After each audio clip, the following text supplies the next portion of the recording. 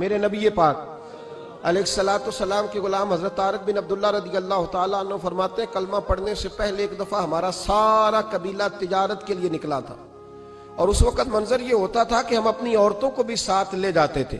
6 مہینے سفر کرنا ہوتا تھا، اونٹ گھوڑے ہم بیچا کرتے تھے، عورتیں بھی ساتھ رہتی، کھاتے بھی پکاتے بھی۔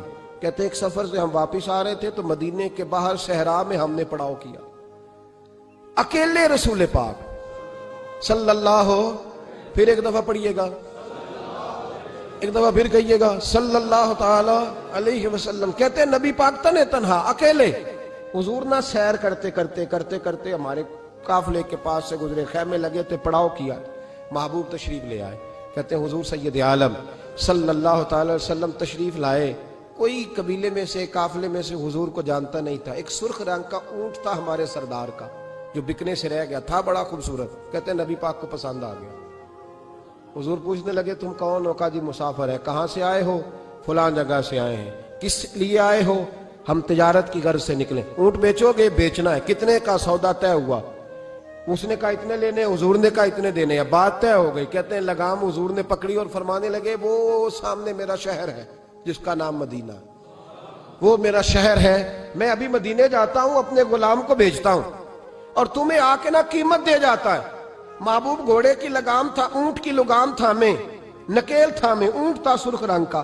حضور لے کے جب نکلے نا، تھوڑا سا چند قدم آگے گئے تو ان میں سے ایک شخص بولا، کہنے لگا سردار اب سیانے لوگ ہیں، سمجھدار ہیں۔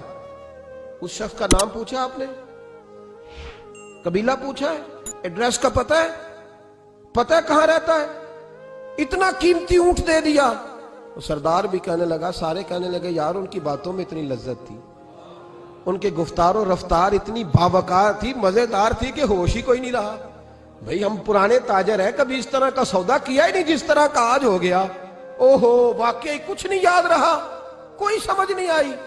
وہ ابھی نظر آ رہے، ایک آدمی دوڑ کے جاؤ، دوڑ کے اور جا کر کے نا ان سے کہو بڑی جائز بات ہے، وہ ناراض بھی نہیں ہوں گے۔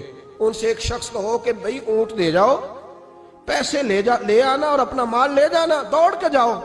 ایک شخص دوڑنے لگا تو سردار کی بیوی خیمے کے اندر تھی، پردے کے پیچھے سے بولی، کہنے لگی خبردار کوئی پیچھے نہ جائے، اگر پیسے مل گئے تو ٹھیک ہے، نہ ملے تو میں دے دوں گی، کوئی پیچھے نہ، کوئی نہ جائے پیچھے۔ سردار کہنے لگا تو جانتی ہے؟ کہنے لگی نہیں۔ کہا گارنٹی کیوں دے رہی ہے؟ تو کہنے لگی تم نے ان کا چہرہ نہیں دیکھا؟ تم تو سودے کر رہے تھے، میں پردے کے پیچھے سے دیکھ رہی تھی۔ پیر مہر علی شاہ صاحب کو کسی نے کہا تھا نبی پاک کا حلیہ بیان کرے، بتائیں حضور کے کان مبارک کیسے تھے، آنکھیں کیسی تھی، ناک مبارک کیسی تھی، بینی مبارک کیسی تھی۔ تو پیر مہر علی شاہ صاحب کہنے لگے کوئی مثل نہیں ڈھولن دی، کہنے لگے مجھ سے نہیں بیان ہوتا حضور کا حلیہ، کوئی مثل نہیں ڈھولن دی، تو چپ کر مہر علی، ایتھے جا نہیں بولن دی، میں بس کر، تو بیان کر سکتا ہے اتنی طاقت؟ اعلیٰ حضرت نے کہا لم یاتی نظیر کفی ناظرین مثلے تو نشد، پید آ جانا۔ کہا حضور مثال تو تب آپ کی بنے گی نا، کوئی آپ کی طرح کا پیدا تو ہوگا، تب بھی مثال بنے گی، تو جب ہوا ہی نہیں تو مثال کیسے بنے گی؟ کہنے لگی کوئی نہ جائے، نہ پیسے آئے تو میں دے دوں گی۔ میں تو پردے کے پیچھے سے دیکھ رہی تھی، ان کے چہرے کا وقار دیکھا، ان کی آنکھوں کی روشنی دیکھی، ان کے لفظوں کا حسن دیکھا۔ تم 50 باتیں کرتے تھے، وہ ایک جواب دیتے تھے اور گنے چنے لفظ بولتے تھے، ان کی سادگی کا وقار دیکھا۔ جانے دو، نہ پیسے آئے تو میں دوں گی۔ کہتے ہیں حضور گئے، تھوڑی دیر کے بعد ایک کالے رنگ کا حبشی غلام آیا، پیسے بھی پکڑے اور اپنی چادر میں نا کھجوریں باندھ کے تو پیچھے ڈالی ہوئی ہیں، اور دیہاتی لوگ پیچھے نہیں ڈال لیتے، کھجوریں ڈال کے پیچھے۔ کہتے ہیں وہ آئے اور ان کی آنے کا انداز بھی بڑا نرالا تھا۔ کہتے ہیں وہ جھومتے جھومتے اللہ کا ذکر کرتے، اللہ صمد کرتے پہنچ گئے اور آگے کہنے لگے تم سے میرے نبی نے اونٹ خریدا؟ تم سے؟ کہا ہم سے خریدا ہے۔ کہنے لگے یہ تمہارے پیسے؟ اور پھر چادر کھول کے صحرا پہ بچھا دی، کہنے لگے یہ تمہارے پیسے اور کھجوریں کھاؤ، میرے نبی نے تحفہ بھیجا ہے، کھاؤ، حضور نے تحفہ بھیجا ہے۔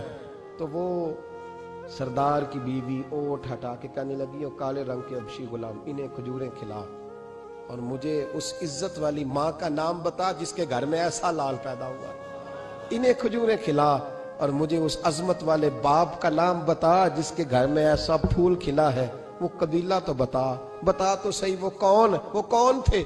2 घड़ियां रुके हैं पर खुशबू ही फैल गई है, रंग ही बदल गया, तार कोई मिसल ना ढोलन दी, तू चुप कर मेरे अली, इत्थे जा नहीं हो बोलन दी। हजरत तारिक बिन अब्दुल्ला कहते हैं जनाब बिलाल फरमाने लगे वही तो अल्लाह के आखिरी रसूल है, वही तो खातमुल मुरसलीन है, वही तो है जिन्हें अल्लाह ने सारी इंसानियत के लिए नमूना अमल बनाया। कहते हम ऊंट बेचने गए थे पर सारे का सारा कबीला ही मुसलमान हो गया। नबी पाक की हुजूर के ज़ाहिरी हुस्न के तज़किरे हमारी औलादों को आने चाहिए। एक शेर मरहूम आज़म चिश्ती ने कहा था, कमाल कर दी, कहने लगे समझा नहीं हुनूज मेरा इश्क बेसबात, तू कायनात हुस्न है या हुस्न कायनात। मैं आज तक समझ नहीं सका, समझा नहीं हुनूज मेरा इश्क बेसबात, तू कायनात हुस्न है या हुस्न कायनात। भाइयों वो सारे तरीके अपनाओ जो रसूल पाक ने अता फरमाए।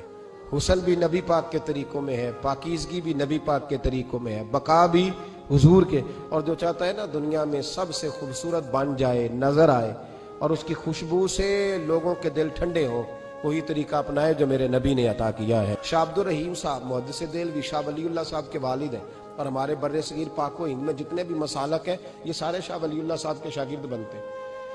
वो कहते हैं मेरे अब्बा जी ने ख्वाब देखा और ख्वाब में उन्हें रसूलुल्लाह का दीदार नसीब हुआ। तो नबी करीम अलैहिस्सलाम की बारगाह में शाह वलीउल्लाह साहब के अब्बा जी कहने लगे हुजूर एक बात बड़ी अड़ गई है मेरे दिल में, बड़ी, तो किताबों से जवाब नहीं मिला, आज रब करीम ने मौका दिया है उस सवाल का जवाब। तो अब्दुर रहीम पूछो का या रसूलल्लाह हजरत यूसुफ का हुस्न देख के लोगों ने उंगलियां काट ली पर आपको तकने वाले तकते ही रहे, कोई भी होश नहीं हुआ, किसी ने उंगली नहीं काटी। तो कहते महबूब ने फरमाया अब्दुर रहीम रब करीम ने अपनी गैरत के साथ मेरे हुस्न पर 70,000 पर्दे डाले, यही बेहतर है कि पर्दों में वो पर्दा पोश रहे, वो अगर पर्दे उठा दे तो किसे होश रहे। फरमाया 70,000 पर्दों में छुपा हुआ हुस्न है, वरना किसी की ताकत थी कोई बात कर सकता, जुर्रत थी किसी शख्स की। मेरे हबीब पाक सैयद आलम हजरत अब्दुल्ला इब्ने सलाम रदी अल्लाह तआला अन्हु अहले यहूद के बड़े आलिम थे। फरमाते मैं तौरात ज़बूर इंजील का जानने वाला था। जिस दिन हुजूर मदीना तय्यबा एक कुस्वा नामी ऊंटनी पर बैठे थे, मैं हुजूर से मुनाजरा करने बहस करने आया, मेरे साथ मेरे शागिर्द थे, इरादा था बहस करूंगा, नबी पाक को बड़े माज़अल्लाह कड़वे कड़वे सवाल करूंगा। कहते हुजूर बैठे थे कुस्वा नामी ऊंटनी पे और गर्दन मुबारक झुकी हुई, होंठों पर हुजूर के जेरे लब हल्की सी मुस्कुराहट थी। नबी पाक थोड़ा बोलते थे पर जितना बोलते थे वो दिलों में उतरता जाता। फरमाते मैं जब गया ना मेरे शागिर्द साथ थे, मुनाजरा करने गया, मुनाजरा शागिर्द साथ थे। फरमाते मैं बड़े सवालात तैयार करके गया पर हुजूर घोड़े पे बैठे थे। 2 बातें मैंने सुनी, हुजूर ने फरमाया रिश्तेदारों से अच्छा सलूक करो, अपने गुलामों का ख्याल करो। कहते वो शागिर्द मुझे धक्के देने लगे, कहने लगे चलो उस्ताद जी आगे हो, करो सवाल, चलो ना आगे, बढ़ो ना आगे। ये कई दफा नारे लगाने वाले भी मरवा देते हैं ना, चलो ना चलो आगे, चलो बढ़ो आगे, करो बात, आओ ना। कहते मैं जरा आगे बढ़ा, धक्का दिया उन्होंने। फरमाते मैं आगे बढ़ा और मैंने करीब महबूब के करीब जाके कहा हुजूर मुझे कलमा पढ़ा दे, मैं मुसलमान होने आया।